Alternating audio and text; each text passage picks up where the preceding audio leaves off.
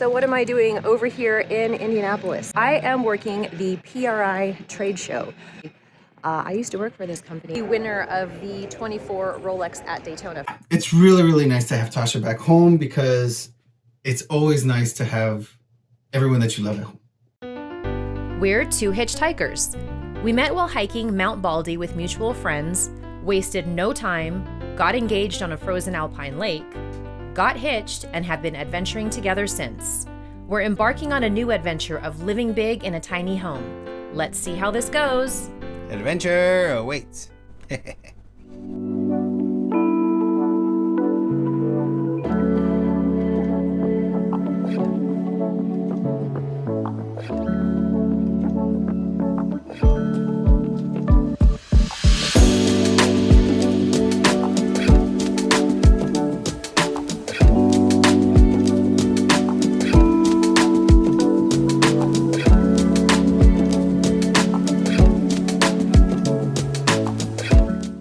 PRI is a racing trade show, meaning it is not for fans, but for businesses, specifically in the high-performance racing industry, to do business, showcase new products and innovations, and also make industry-related connections not only in the US but internationally.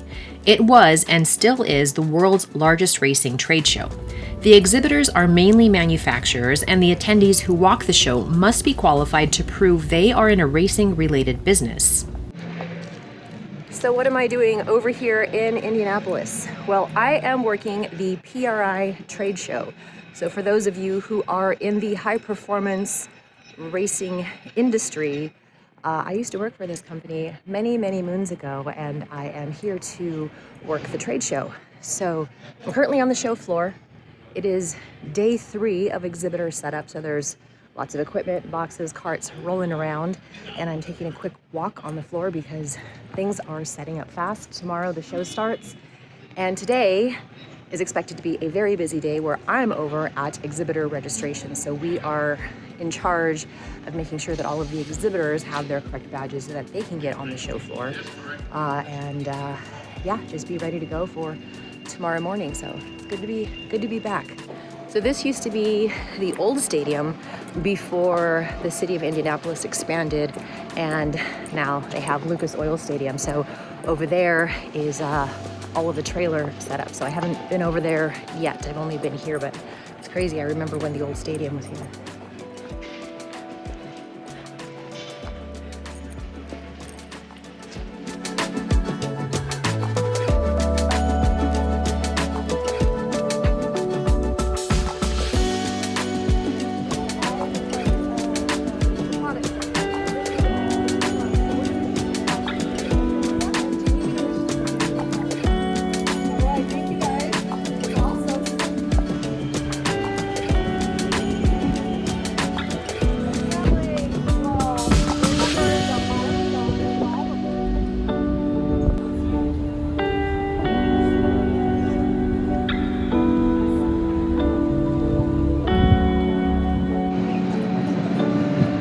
And it's snowing here.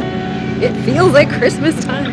A highlight for me was to see the founder of PRI, Steve Lewis, be the first inductee into the PRI Hall of Fame.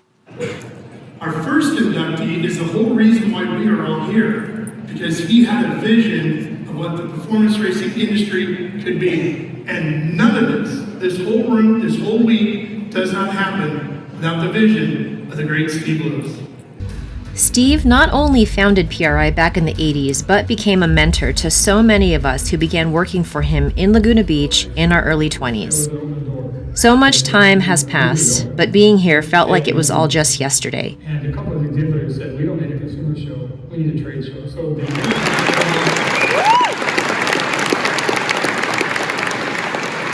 Another thing I want to say, I was a little skinny, raunchy, kind of funny little skinny kid from Colton, California that had a dream. That dreamed somehow I would like just to be involved in racing at some level. And I think I can say today, with great pride, that dream came true. And thank you all for playing a key role in that. Something else I had a script, but we're not going to use it. I spent hours writing it. something that I thought about this morning when I walked over here and I saw how massive this is and how well attended the breakfast will be. I wanted to do something unique. And I want to announce something, and Ralph, you can be a part of this. I'm starting my own Hall of Fame. And you're going to be the Hall of Fame MC forever. Okay. Now, this morning we're going to have an induction because I'm going to put in my Hall of Fame the entire racing industry. Because this is the Steve Lewis Hall of Fame, and everyone in racing, from the track level, suppliers, manufacturers, drivers, car owners are in my Hall of Fame, and God bless them. And they're the group that make this whole thing work, and so they're in my Hall of Fame. And thank you very much for the time, and have a hell of a show.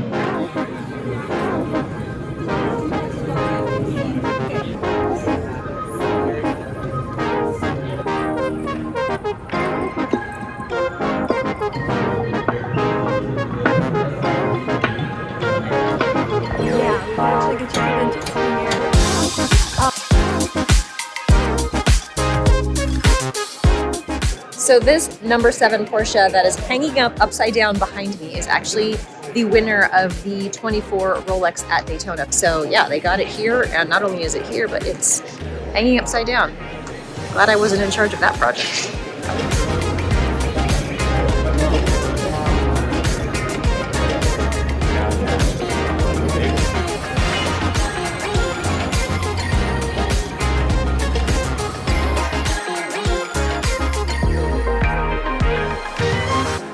So what I do recall, when Ruben and I first met and he found out that I had worked here, I dropped some knowledge on him. I mean, as much as I really understood. But I was able to let him know that I understood that a Hemi was actually short for hemispherical combustion chamber. Not that I knew much more than it was a complete circle. And then the other thing that I remembered talking to him about was the fact that I understood that rocker arms have nothing to do with people in a mosh pit.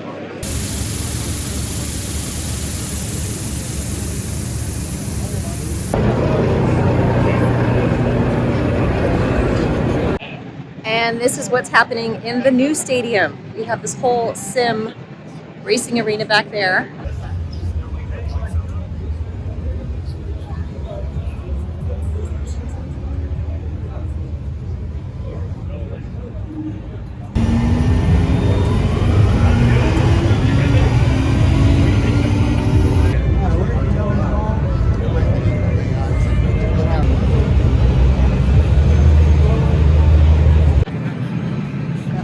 Trailers in here. So yeah, this is the field. And just like that, the show was over and move out began. It was a bit surreal for me to be back at the show. In a way, I picked up right where I left off, but on another level, the show has grown to such great heights that it was a strange mix of meshing it all together in my brain. But just as in the old days, this PRI crew knocked it out of the park.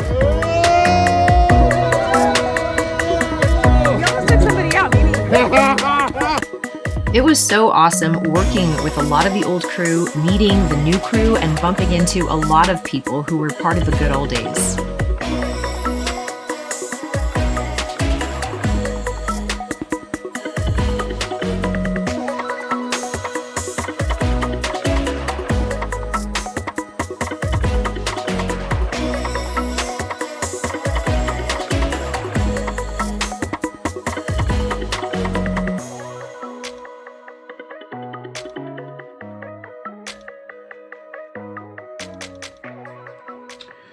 And in Ruben's world, made himself a couple burrito breakfasts. Of course, made a pile of dishes that aren't going to get cleaned today. But the cat's fed. Say hi, kitty. Meow. And I'm late for work.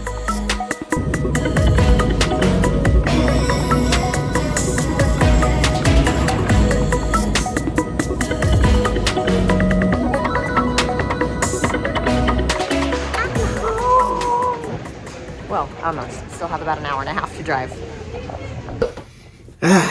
So, everything's all back to normal. I get to sleep in, I wake up to breakfast, the kitty comes up to the bed, beats me up, I wake up, and now I'm going to work. I didn't do much of video on my end because I was sleeping late and waking up early and staying late at work. Probably the latest I stayed in one night was until 2 a.m. Mind you, this is to get customer stuff taken care of before the holidays, so we're pushing really hard at the shop. But yeah, it's really, really nice to have Tasha back home because it's always nice to have everyone that you love at home. Especially when the cat doesn't come up to you screaming, "Feed me, give me all the love and attention," when I'm already as tired as I am from the day. But the house stayed warm. We had plenty of firewood, and all I needed to do was simple chores around the house because we had some freezing nights where I didn't leave the water running and the water pipe froze, but very happy to have an outhouse that still works. And everything else was just fine. It was a little bit of a cluster. First couple of days Tasha was gone because there's a lot of things that Tasha does that I forget about. So yeah, it's nice. It's very nice to finally have a full home.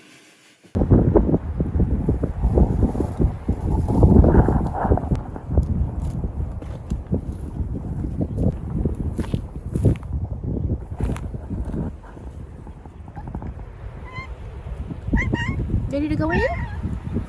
We're gonna go in? We're gonna run?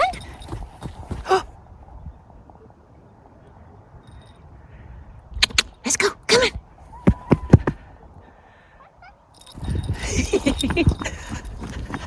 Treat time.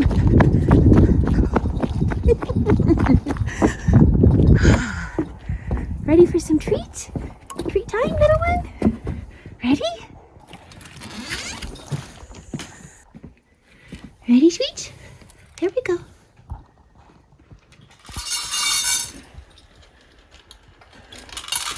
Oh, you knew it was breakfast time. So it is fantastic to be home. It's 41 degrees, but it feels a lot colder. It's likely because of the wind.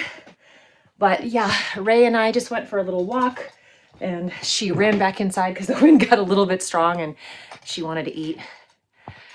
But I came home to a super clean house and just a cozy fireplace, and I slept well last night, yeah.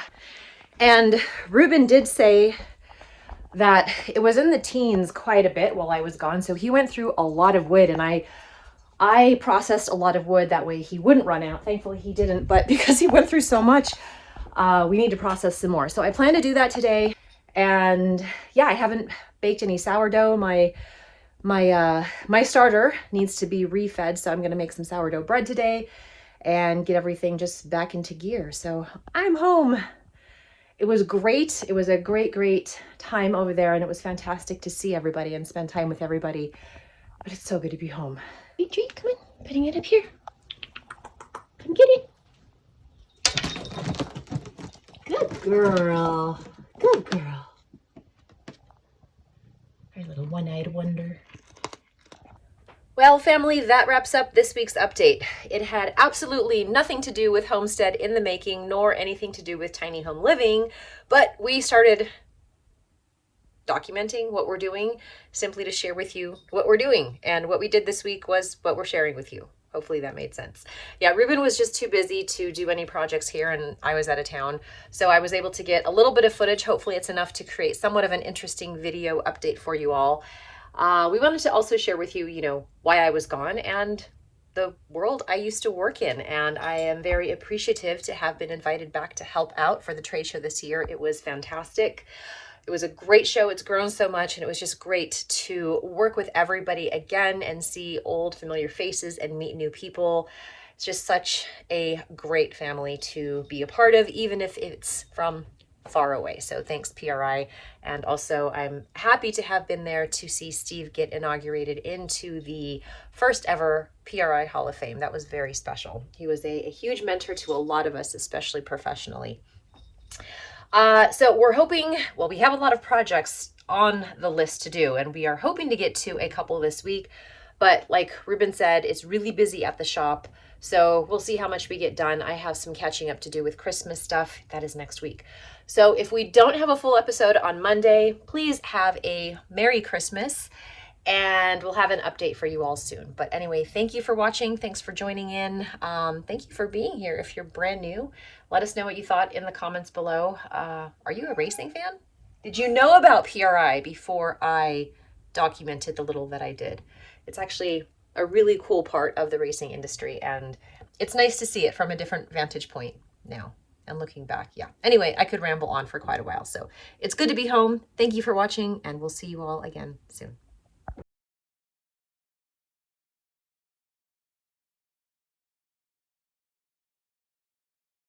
And I'm late to work.